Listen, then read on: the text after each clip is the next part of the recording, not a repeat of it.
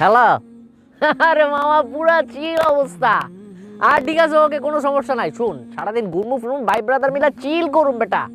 হ্যাঁ ঠিক আছে। আর গাড়ির টাকা ওইটা খরচ আমি দিব না, মাল পানি যা লাগে ওটা আমি দিব, ওটা সমস্যা নাই। আচ্ছা রাখ। কি কে বন্ধু? হ্যাঁ। চিলকাওয়া টাওয়া শকুনের কথা শুনলাম মনে হইতাছে। আরে বেটা চিল খাওয়া না, ব্যাপার হইতাছে কি, সামনে তো 31st, বুঝছস? চিন্তা করতেছি ভাই ব্রাদার মিলে একটু খাওয়া দাওয়া মোজ মাস্তি। খাওয়া দাওয়া? তাহলে তো আমিও আছি।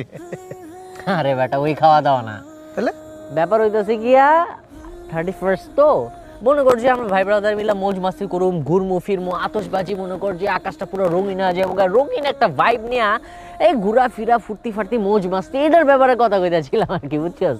এটা কি ঠিক হবে? ধর বেটা, এইসব ঠিক বেঠিকের কোনো কিছু বুঝাবুঝি নাই। তোর একটা ব্যাপার বুঝাই কই, এই যে নতুন বছরটা যদি মনে কর যে আমরা মৌজ মাস্তি দেওয়া শুরু করি, তাহলে মনে কর সারাটা বছর মৌজ মাস্তি আর চিলের উপর দেওয়া যাইব। এটা লাগে কাহিনী। এইসব অন্ধকারের যুগ, কুসংস্কারের যুগ কি এখনো আছে? আমরা যদি নতুন বছরে আনন্দ ফুর্তি দিয়ে মৌজ মাস্তি দিয়ে আমন্ত্রণ জানাই, পুরানটা হয়তো কাইন্দা কেটে বিদায় দেওয়া উচিত ছিল না? দেখ ভাই, ভাই ব্রাদার মিল্লা ঘুরমু, আনন্দ ফুর্তি করুম, মজ মাস্তি করুম, এই সবের ভিতরে এত কিছু চিন্তা করার কোনো দরকার আছে? অবশ্যই আছে। কেন আছে দেখ, এই দেখ। বাংলাদেশে গত 5 বছরে 31st নাইটের আতশবাজির কারণে 280টিরও বেশি অগ্নিকাণ্ডের ঘটনার পাশাপাশি শুধু গত বছর 2 শিশুর প্রাণহানি ঘটে। পাশাপাশি শব্দ দূষণ ও বায়ু দূষণে হার্টের রোগী বাড়ে ব্যাপক হারে। 31st নাইটের আতশবাজিতে বিশ্বব্যাপী পাখিরা ভয়ে আতঙ্কে ছোটাছুটি করে। বুলগেরিয়াতে বিখ্যাত ফিঞ্চ পাখি, রোমের স্টার্লিং পাখি সহ হাজার হাজার পাখি মারা যায় এই রাতে। এই রাতে বিশ্বব্যাপী মদ বিক্রি কয়েকগুণ বেড়ে যাওয়ায় মাতাল অবস্থায় ড্রাইভিংয়ের ফলে সাধারণ দিনের চেয়ে এই দিনে অ্যাক্সিডেন্ট প্রায় 117% বেশি হয়। অ্যাক্সিডেন্টে প্রায় 42% মৃত্যুর কারণ মদ। অথচ বাংলাদেশে এই সময় প্রত্যন্ত জনপদের মানুষরা প্রচণ্ড শীতে খুব কষ্ট পায়।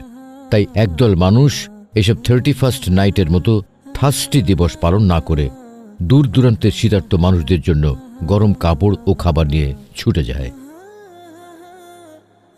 এবার ভাইবা দেখ, 31st নাইট পালন করে নিজে মরবি নাকি অন্যের মরার কারণ হবি?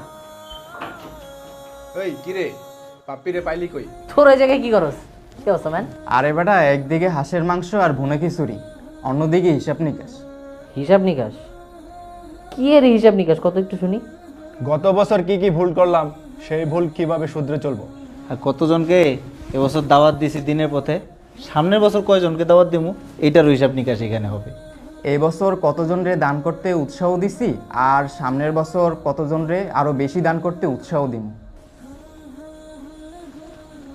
নে তো এবার 31st নাইটে কি কি করবি সেটা ভেবে দেখ।